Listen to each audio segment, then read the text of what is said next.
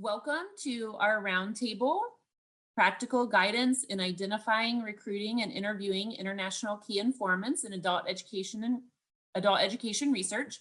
My name is Abby Helsinger. I'm a Senior Research Associate at Scripps Gerontology Center at Miami University in Oxford, Ohio.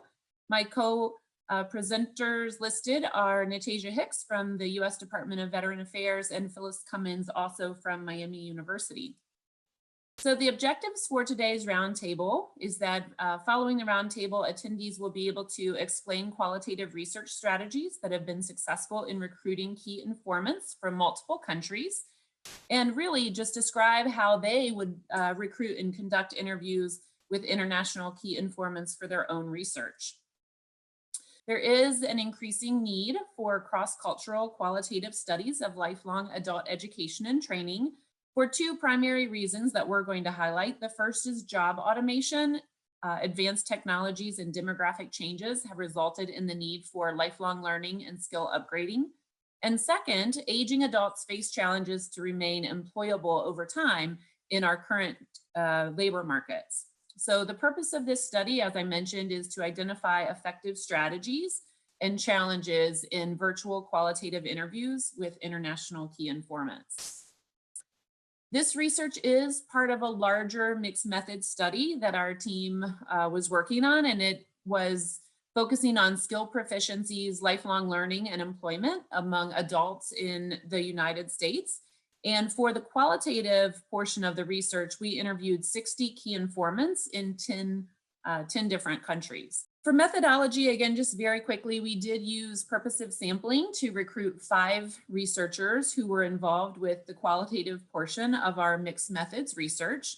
And we conducted a 1-hour focus group where we really asked the participants to think about both strategies and challenges related to 5 different steps of the interview. So we identified those steps as identification, so identifying the key informant, recruiting the key informant, preparing for the interview, conducting the interview, and then following up from the interview, or following up after the interview.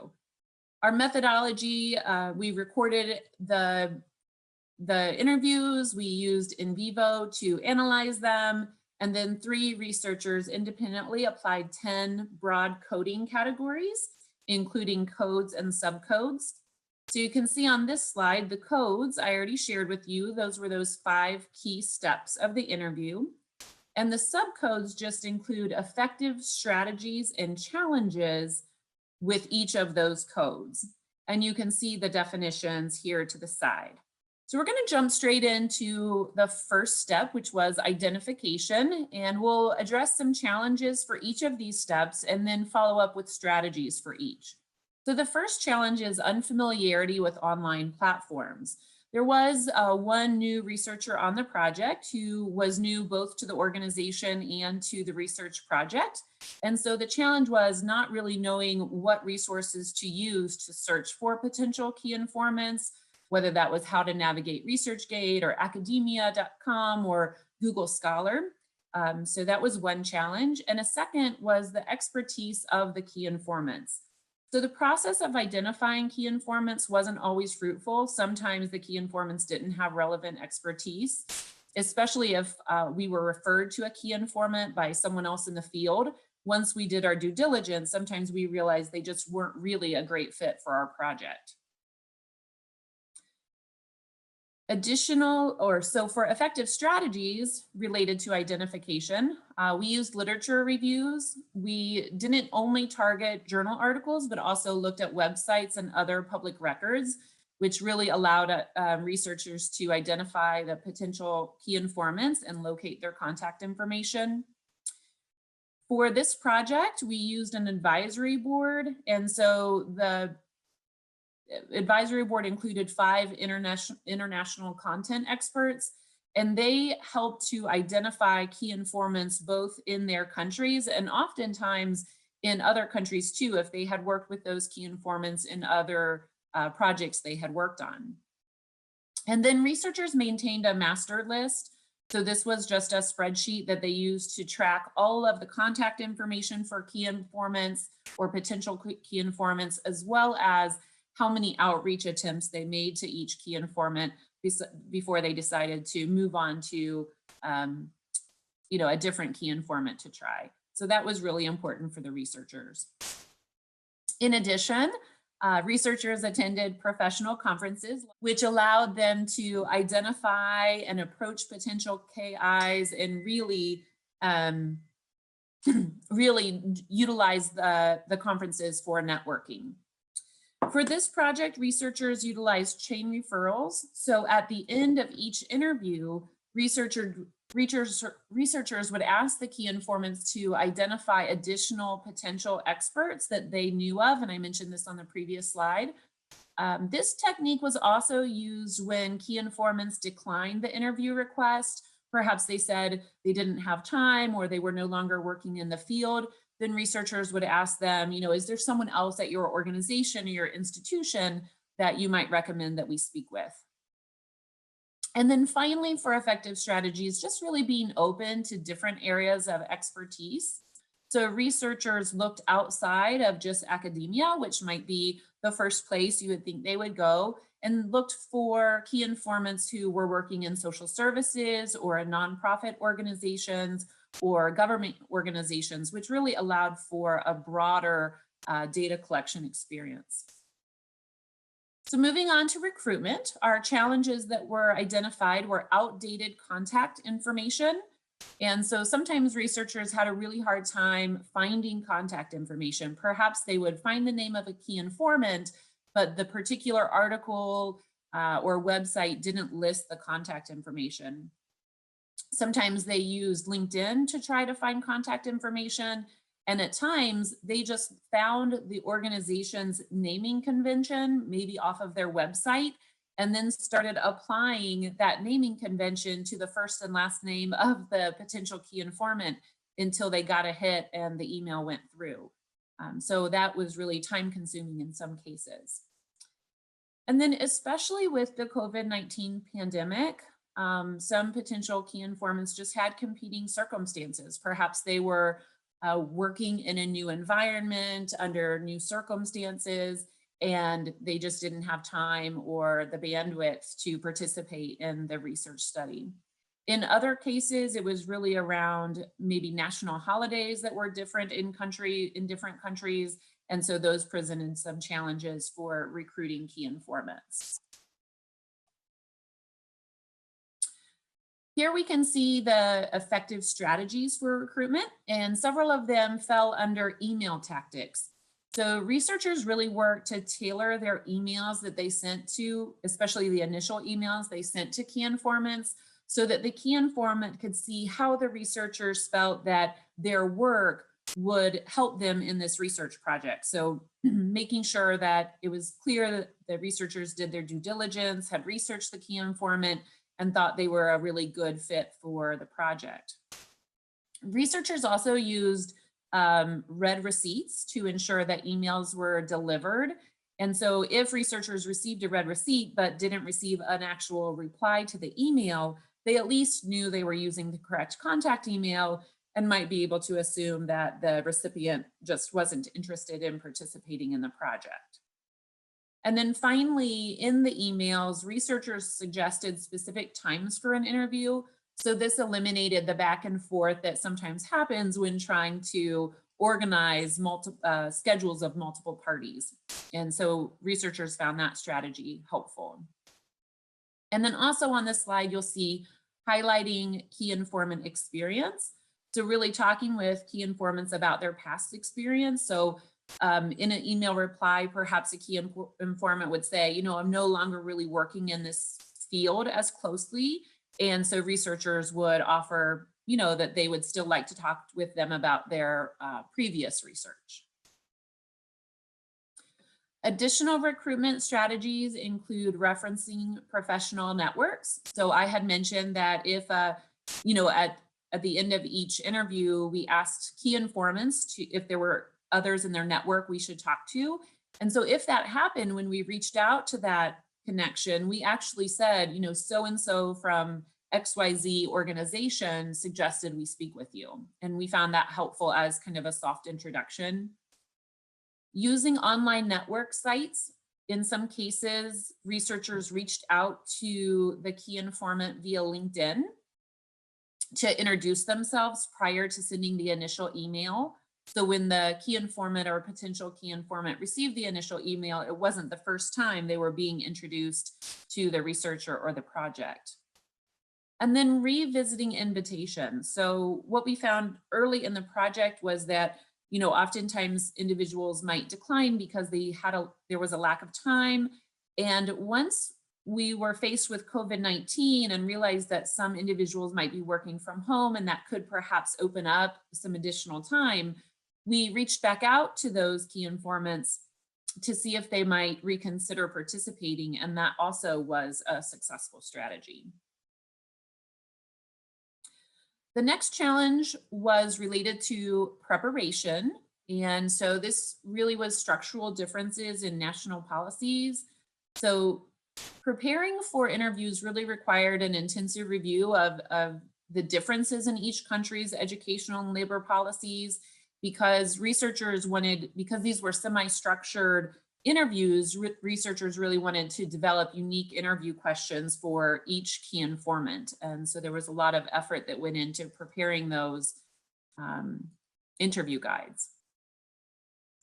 As far as effective strategies for the preparation stage of the interview process, familiarity with the key informant's work. So researchers used websites and public records to really become familiar with their work and provide a synopsis of the KI's work that researchers then provided to other team members. And that was helpful so that everyone on the interview panel was really aware of the key informant's work. As I mentioned, the interview guides were tailored to the experience of the specific key informant, and researchers used personal websites and publications that helped inform that development. Scheduling congruence was important since we were interviewing international key informants. So researchers found a time zone calculator that was really helpful, and it included daylight savings time, since those aren't consistent from country to country, the dates of daylight savings. And then also researchers were aware of national holidays, so they could avoid offering an interview if it fell on a holiday in that particular country. Researchers were also really open to using a variety of different web conferencing platforms, whether that was Zoom or WebEx or Google Meet. Some key informants let researchers know that their institution did not allow the use of particular web conferencing platforms. So researchers were sure to have several different options available to accommodate the key informants. Moving on to conducting the interview. So the challenges that were identified included the interview setting. When we were conducting video calls, if the key informant was in a larger room, or sometimes they were participating in the interview outside, the sound quality wasn't that great. And this was especially true when researchers went back and listened to the recordings of the interview, and it impacted the transcription as well. So that was something to keep in mind. There are always the possibilities and risks of technical issues when using these web conferencing platforms. So this could be, an interruption of internet service, someone loses their mic, for audio, or their picture goes away. So that was always a potential challenge that researchers were able to navigate during the interviews. And then language differences. In some cases, heavy accents and language differences did present interview challenges, whether interviews had to repeat their questions multiple times.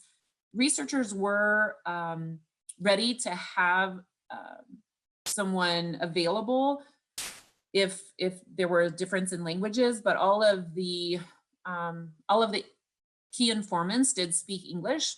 Researchers just had to navigate sometimes those heavy differences in languages, like terms and such. And then a final challenge was unrelated expertise. And so regardless of all the due diligence researchers went through to make sure the key informants were appropriate. Sometimes discussion was limited based on the key informants area of expertise.